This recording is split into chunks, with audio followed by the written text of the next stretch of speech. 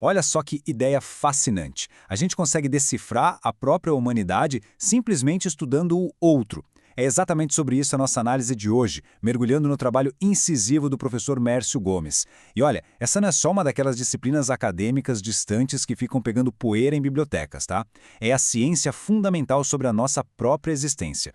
Para guiar a nossa exploração, o roteiro passa por a origem do termo, a descoberta do outro, a cultura como nossa segunda natureza, as 4 áreas essenciais e a gente fecha com filosofia, navegações e preconceito. Vamos lá! Parte 1. A origem do termo. Indo direto para as raízes gregas, a gente encontra anthropos, que significa o ser humano num sentido bem amplo, e logos, que traz todo aquele peso de estudo, razão ou lógica.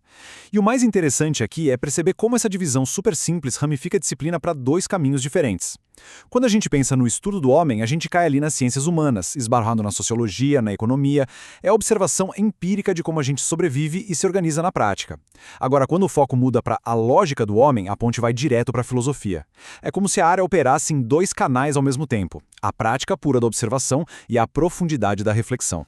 Parte 2. A descoberta do outro. Tem uma frase que diz muito sobre isso. Mirar o outro como um possível igual a si mesmo. Essa ideia captura perfeitamente a essência da coisa toda. E convenhamos, foi um esforço gigantesco na história.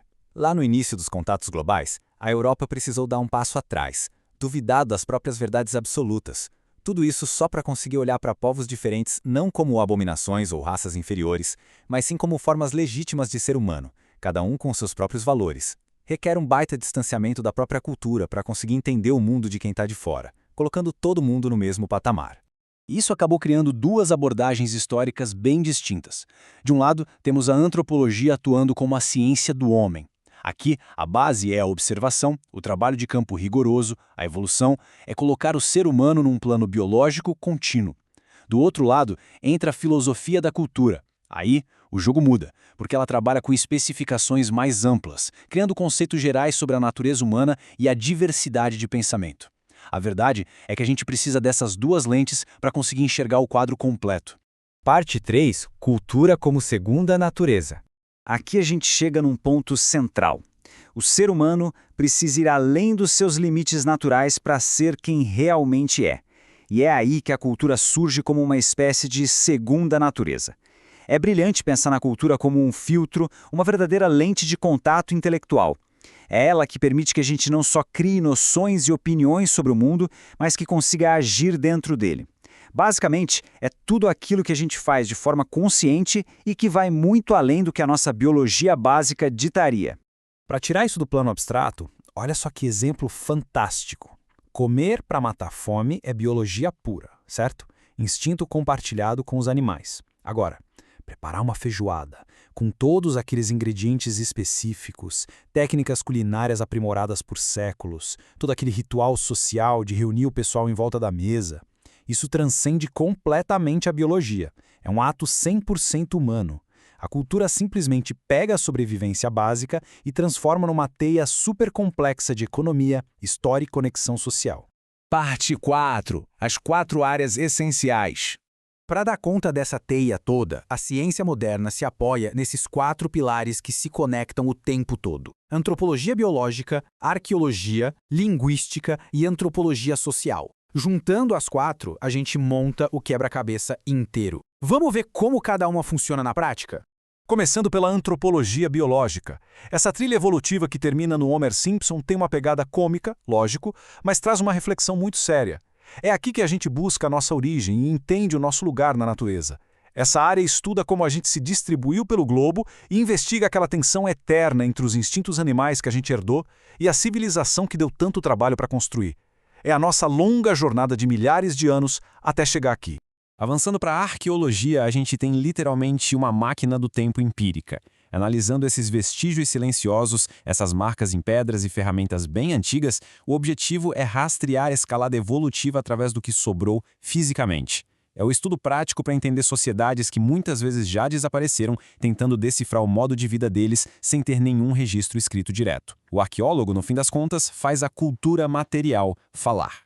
Passando agora para a linguística, a gente chega no que é o principal, ou talvez o único grande veículo da cultura: As línguas estruturam a nossa forma de entender o mundo. Cada idioma carrega as palavras exatas de que aquela cultura precisa. A linguagem pega um ambiente natural e traduz para nossa compreensão abstrata, servindo para tudo, desde avisar sobre uma necessidade simples de sobrevivência até formular os pensamentos filosóficos mais elaborados possíveis. E para fechar os pilares, a antropologia social. Essa citação do François Laplantine mostra bem a imensidão da coisa. Diz respeito absolutamente a tudo que forma uma sociedade. Economia, política, estrutura familiar, crenças, arte. É, de longe, o maior esforço intelectual do pensamento moderno para tentar mapear essas redes imensas que nos conectam e nos diferenciam todos os dias. Por fim, parte 5. Filosofia, navegações e preconceito. É bom lembrar que tudo isso não surgiu num vácuo, né? O iluminismo plantou a semente lá atrás, mas foi com as grandes navegações que a teoria tomou um choque de realidade. Esse encontro repentino gerou, num primeiro momento, uma enxurrada de relatos cheios de preconceitos de viajantes que mediam costumes muito diferentes, usando a própria régua europeia. Mas a grande virada de chave intelectual aconteceu quando finalmente perceberam que aqueles costumes, por mais chocantes que parecessem de fora, faziam sentido para quem vivia aquilo. Foi o reconhecimento de que, por baixo daquelas diferenças gritantes, existia a mesma racionalidade e a mesma gama de emoções universais. Todo mundo ali também calculava, projetava, amava e adorava. O que nos traz a uma provocação bem atual. Pensa bem, se lá no passado exigiu um esforço intelectual brutal para os viajantes conseguirem quebrar as barreiras do preconceito e enxergarem o outro como alguém com a mesma racionalidade e dignidade, como é que a gente está se saindo nessa tarefa hoje? Será que, com todo o acesso à informação que existe, a sociedade atual consegue enxergar os diferentes grupos e culturas contemporâneas com mais clareza? Porque refletir sobre a forma como a gente julga a humanidade do outro é, em última análise, o melhor jeito da gente entender a nós mesmos. Fica aí a reflexão. A nossa exploração termina por aqui. Um abraço e até a próxima.